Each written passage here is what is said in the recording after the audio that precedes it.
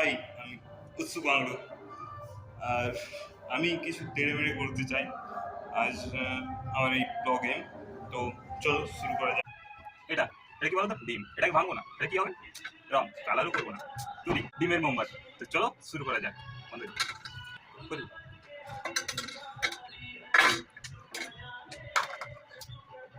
তো চলো এগুলো প্রথমে কুচি কুচি করে কেটে নিই।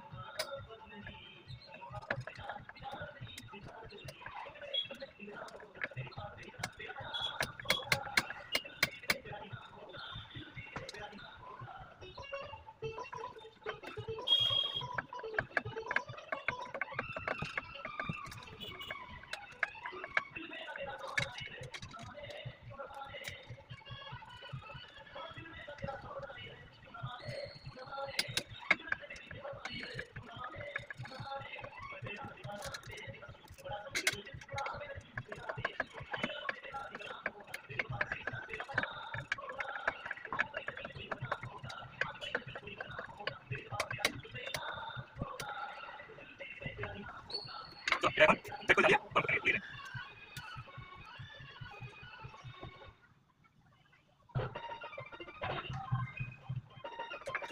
নিয়েছি।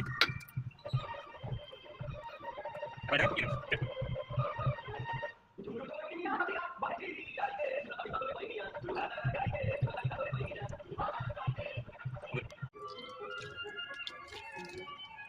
এগুলোকে প্রথমে সুতোগুলোকে ভালো করে ছেঁকে নিলাম। চ এখন এটার পালা।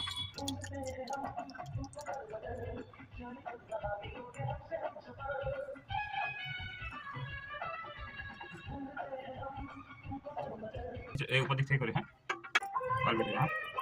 তো চলো এখন একটু রং মিশিয়ে দিই, এটা কুসুমের জন্য।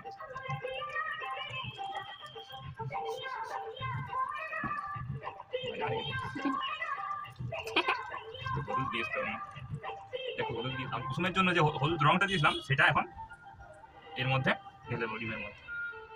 চলো ফাইনাল লুক কি হয় দেখাই যাক। যাই হোক এক্সপিরিয়েন্স নেই, তাই হোক চেষ্টা করছি যাতে ঠিকঠাক হয়। তো যেটুকু আছে আর সেটা আমরা উপরে দিয়ে দেবো সাদাটা।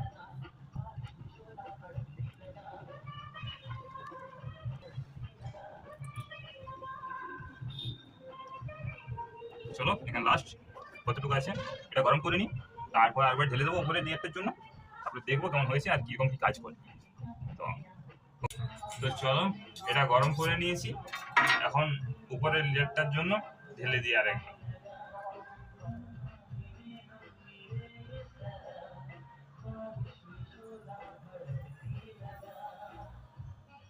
চলো ঢালা শেষ, এখন ঠান্ডা করতে দিই জলে। চলো দেখ। তো চলো এভাবে জল দিয়ে একবার ঠান্ডা করে আছে তার ফাইনাল লুক। তো চলো এখন একবার জলে টেস্টিং করে দেখি, জলে দেখা যাক যে কি হয়। তো অবশ্যই আমার আশা যে জলেও জ্বলবে, তো জলে ভাতিয়ে জ্বালাবো। তো চলো এই অর্ধেকটা হয়েছে, আর অর্ধেকটা কিসে খেয়ে দিয়েছে সেটা বলতে পারছি না, কিন্তু এই অর্ধেকটা হয়েছে। ডিমের মধ্যে যে কুসুমটা রয়েছে সেটি ঠিকঠাকই হয়েছে মনে হয় আমার। তারপরে তোমরা কমেন্ট করে জানাও ঠিক হয়েছে নাকি। তো চলো জলে দিয়ে দেখি।